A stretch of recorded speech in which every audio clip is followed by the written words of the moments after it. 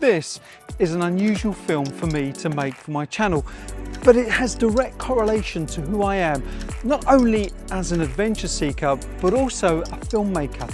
And this is why, because I'm just about to see a film that is part of a franchise that literally changed my life. What movie franchise am I talking about? Well, it's the Indiana Jones films. And it started with Raiders of the Lost Ark back in 1982. And now, some 40 years later, it's still influencing my life as a filmmaker today. But I'm itching to go inside and see the film, and I'll tell you about what I think of the film when it's over and what Indiana Jones has done for me. So please subscribe to my channel, it really means a lot. And in this video, I'll be explaining some of the amazing adventures I'll be having in the next 12 months exclusively for my channel. Now, Indiana Jones and the Dial of Destiny, here I come.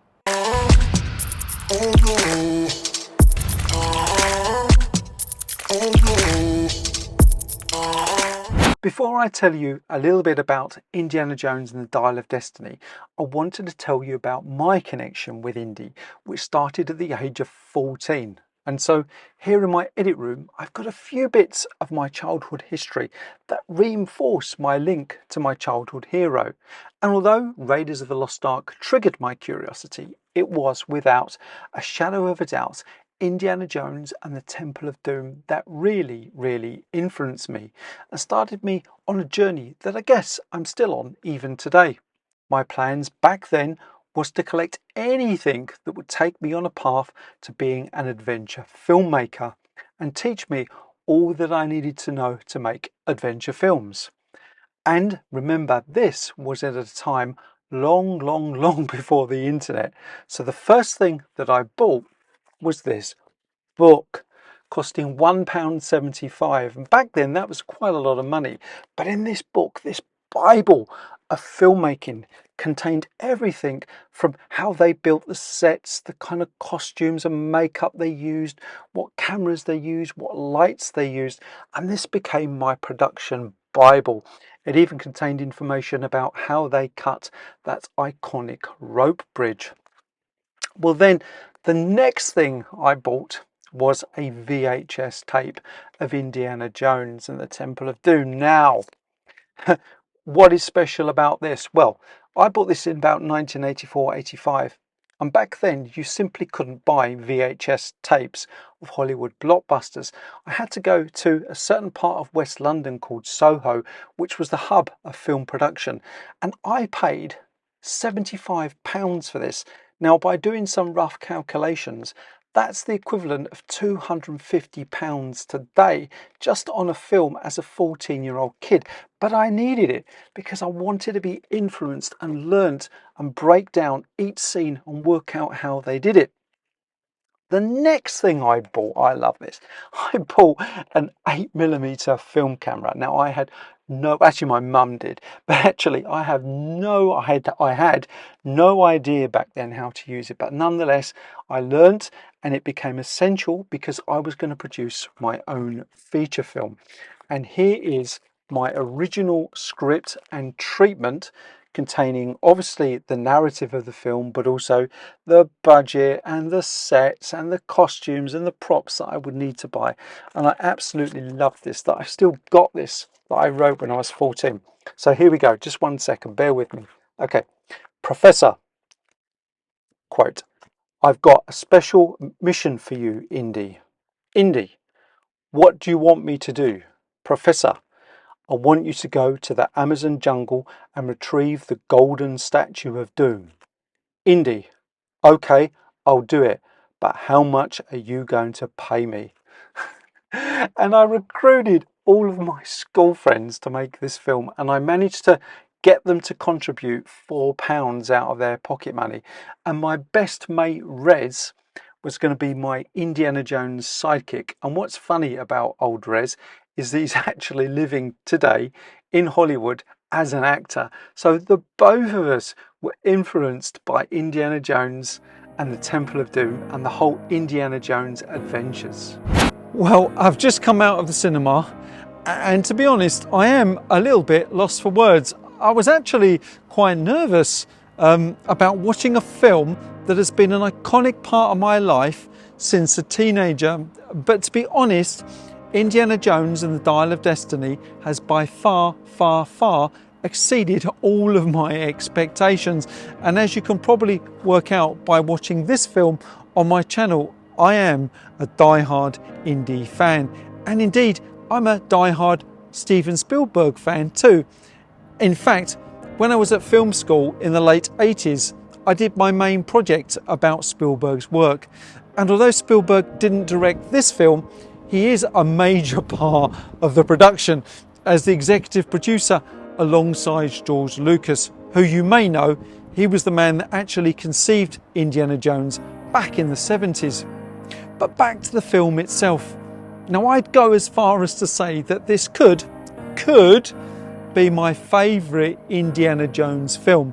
And that is something I did not expect to be saying, because Raiders and the Temple of Doom are a hard act to follow. The Last Crusade was okay-ish. I do love Sean Connery, of course, but the Kingdom of the Crystal Skull just didn't work for me. So if you could bear with me and just give me the luxury of a couple of minutes of your time, I'll tell you why this new film really hit the Indiana Jones mark. Firstly, you cannot talk about Indiana Jones without talking about Harrison Ford, who is undoubtedly one of my favourite actors. And there's been a lot of discussion about how he can pull off an action hero at the age of 80. But let me tell you, he can. Now, of course, they're using stunt and body doubles where necessary. But at the end of the day, it's still Harrison that is doing most of the work. There's also been a lot of ageist discussion online, but Harrison totally blows away any doubters about his ability. Remember, Harrison Ford is Indiana Jones and Indiana Jones is Harrison Ford. They are not replaceable. Yeah, of course, well, he's been keeping himself extremely fit and that does show. And it also shows that physicality isn't defined by date of birth. And it annoys me on social media when someone is written off purely by their age. Well, this film proves it wrong. Now, I know there's also been a lot of discussion about the use of deep fake technology, the ability to artificially add a person's face in a lifelike manner. And to be honest, I was a little bit apprehensive. I thought this film would be a farce. I hate films that overuse technology. For example, I just couldn't stomach Avatar 2. But by utilising hundreds of hours of footage shot during the first two Indiana Jones films, this technology, I think, adds a real depth to the film's story and makes sense. So why not use the technology? It doesn't dominate the film and it's only in the first 20 minutes or so. And at the end of the day, if Harrison Ford is happy with it, well then who are we to judge? Overall, Harrison has allowed the Indiana Jones character to mature and become wise within his scope as an actor. It's a first class performance. But I suppose I couldn't talk about the film without not talking about the beautiful music. Oh my God, the music. The film is driven by the score written by John Williams, and still at the age of 91, he is the defining force in many a Hollywood blockbuster.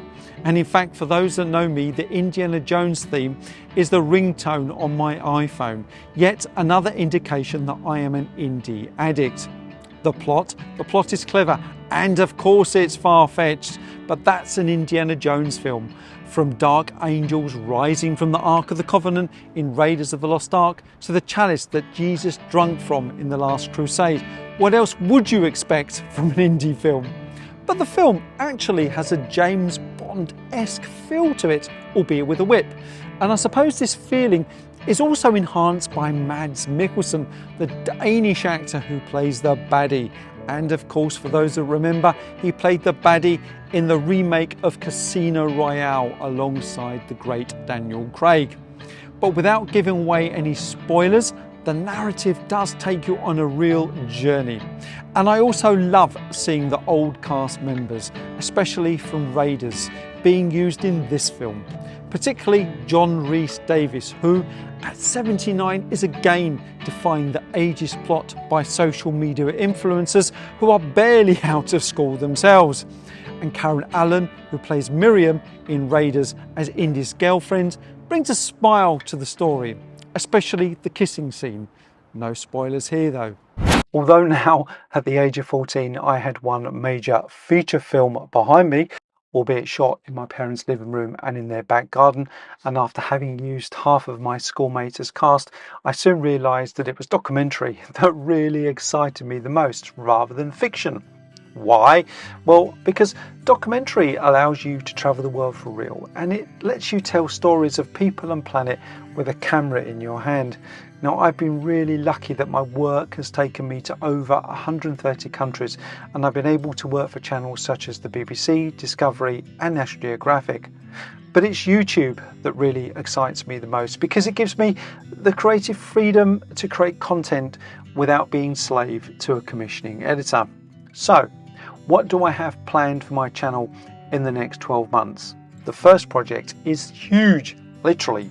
It's a story about the world's highest mountain, Mount Everest. And come this November, I will be traveling to Nepal to tell that story and how the mountain connects not only with Western climbers, but also the Sherpa people who live and work upon it. And that film will be out this Christmas. The second project I have that's in the pipeline is a film about the Cape Wrath Trail. Now, this trail takes about 3 weeks to complete, and it crosses mostly open mountain terrain, and it's considered one of the toughest trails in Europe. But I want to discover it for myself and share that with you. The third and final major project I have in the next 12 months is a film about Ben Nevis, the UK's highest mountain. I'm going to be spending about 7 days upon the Ben, and I'll be approaching it from all sides.